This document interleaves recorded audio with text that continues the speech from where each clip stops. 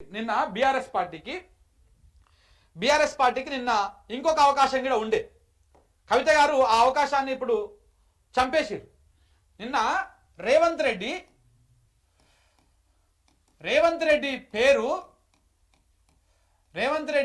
పేరు ఈడీ ఛార్జ్షీట్లో వచ్చింది. ఆ అంశాన్ని నిన్న బీఆర్ఎస్ లో ఉన్నటువంటి చాలా మంది నాయకులు ఈ అంశం గురించి మాట్లాడారు. కేటీఆర్ గారు ట్వీట్ వేసిరు, మిగతా నాయకులు ట్వీట్లు వేసిరు, కొంతమంది ప్రెస్ మీట్లు పెట్టారు, దాసో శ్రవణ్ లాంటి వాళ్ళు ప్రెస్ మీట్లు పెట్టారు. క్యాడర్ మొత్తం అదే అంశం మీద సోషల్ మీడియాలో డిస్కషన్ జరుగుతూ ఉంది. ఏది నిన్న ఈడీ కేసులో ఈడీ ఉంది. ఈడీ ఛార్జ్షీట్లో ఈ రేవంత్ రెడ్డి పేరు వచ్చింది. దీంట్లో ఆయన బలవంతపు ముడుపులు సేకరించి యంగ్ ఇండియన్ అనేటువంటి కంపెనీకి ఇచ్చిండు. ఆ యంగ్ ఇండియన్ కంపెనీ కాంగ్రెస్ వాళ్ళది. ఆ కంపెనీ మీద నేషనల్ హెరాల్డ్ కేసు ఉన్నది. ఆ కేసుకు సంబంధించి ఈయన అందులో ఉన్నాడు అని చెప్పేసి ఒక పెద్ద చర్చ నడిచింది మొత్తం నిన్న.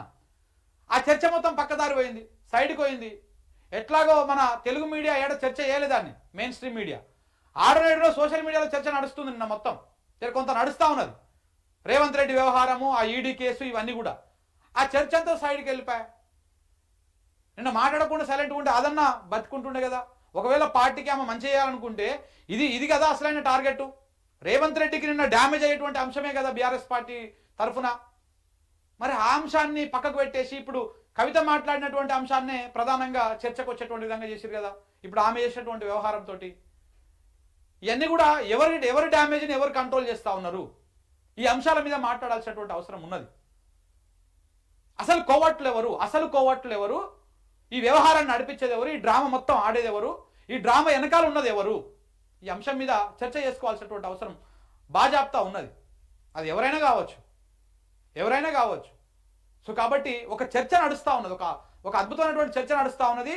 ఒక ప్రతిపక్ష పార్టీగా ఒక అధికార పార్టీకి సంబంధించినటువంటి ముఖ్యమంత్రి మీద ఈడీ ఛార్జ్షీట్ వేసినప్పుడు, ఒక ఛార్జ్షీట్లో ఇతని పేరు అందులో చేర్చినప్పుడు వాళ్ళకి చాలా అద్భుతమైనటువంటి అవకాశం. దాన్ని వాడుకోవడం 2-3 రోజులు దాని మీద ప్రెస్ మీట్లు కానీ, దాని మీద ఒక హడావుడి కానీ, 10 మంది అధికార ప్రతినిధులతో మాట్లాడించడం కానీ, మీడియాలో చర్చ కానీ, ఇట్లాంటివన్నీ నడవాలి. ఆ చర్చ అంతా పక్కకు పోయింది. నిన్న సాయంత్రం నుంచే మొత్తం చర్చ, మొత్తము ఛానల్ అన్ని పోయి అక్కడ టీం కవితక్క దగ్గర లైవ్లు పెట్టి కూర్చున్నాయి. సాయంత్రం 4 గంటల నుంచి ఆడవి కూర్చున్నారు. సరే, మీరు పార్టీకి వ్యతిరేకంగా ఏం మాట్లాడాలి ప్రెస్ మీట్లో, కానీ చర్చను తప్పుదారి పట్టించినా లేదా, సైడ్ దారి పోయిందా లేదా, ఇది ఇక్కడ అసలు విషయం. సో కాబట్టి ఇవన్నీ కూడా చర్చించుకోవాల్సినటువంటి అవసరం ఉంది. మేడిగడ్డ ఇప్పుడు ఆడ కాళేశ్వరం మీద కుట్ర జరుగుతూ ఉన్నది. తెలంగాణ ప్రయోజనాలు కాపాడేటువంటి అవకాశం ఇది. ఆ ప్రయోజనాలను ఎవడు కాపాడాలి? ఇప్పుడు కాంగ్రెస్ వాళ్ళకి ఆ సోయి ఉన్నదా? అధికారంలో కూర్చున్నారు, ఎవడనటన పోని. బీజేపీకి వాడికి ఎంతసేపు ఉన్నా ఆ జీబీలింకు పర్మిషన్ ఇద్దాము, లేకపోతే కావేరికి నిలెత్తుకపోదాము, ఇట్లాంటి కుట్రలు చేస్తూ ఉన్నారు. మేడిగడ్డను బొందబెట్టే కార్యక్రమం చేస్తూ ఉన్నారు. కాంగ్రెస్ బీజేపీలు రెండు కలిసి రాష్ట్రాన్ని ఆగం చేసేటువంటి ప్రయత్నం చేస్తూ ఉన్నాయి. మన నీళ్ళని, మన హక్కులని దోసుకపోయే ప్రయత్నం చేస్తూ ఉన్నాయి. దీని మీద కదా మనం మాట్లాడాలి. ఇప్పుడు ఇవాళ ఓయూ క్యాంపస్లో ఒక నీళ్ళ మీద ఒక సెమినార్ కూడా పెట్టిరు. దాని మీద కదా చర్చ జరగాలి. ఇవాళ ఏం మీడియాను దాన్ని కవర్ చేస్తుందా? కవర్ చేస్తే దాని ప్రియారిటీ ఏడొస్తుంది? ఏమో చిన్న మూలకు వార్త, లేకపోతే బులెటిన్లో వచ్చిన బయట అసలు విషయం చర్చ అంతా పక్కకు పోయింది కదా. కాబట్టి ఈ అంశాల పట్ల కొంత తెలిసినటువంటి వ్యక్తులుగా మీరే జాగ్రత్త పడాల్సి ఉండే. ఇలా చర్చ మొత్తం పక్కకు పోయింది. ఆడనో ఏడనో సపోర్ట్ చేసే వాళ్ళు కూడా దాని గురించే మాట్లాడబట్టి అది దానికే వాయే.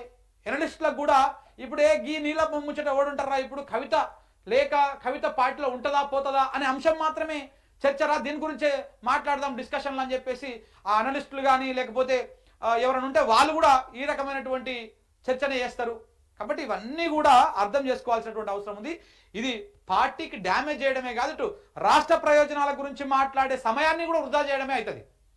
కాబట్టి సీరియస్గా దీని గురించి ఆలోచించాల్సినటువంటి అవసరం ఉన్నది. కవిత గారే 1-2 సార్లు ఆలోచించాలి. At the same time KCR గారు కూడా ఈ సమస్యను ఒక దగ్గరికి క్లోజ్ చేసేయాల్సినటువంటి అవసరం ఉన్నది.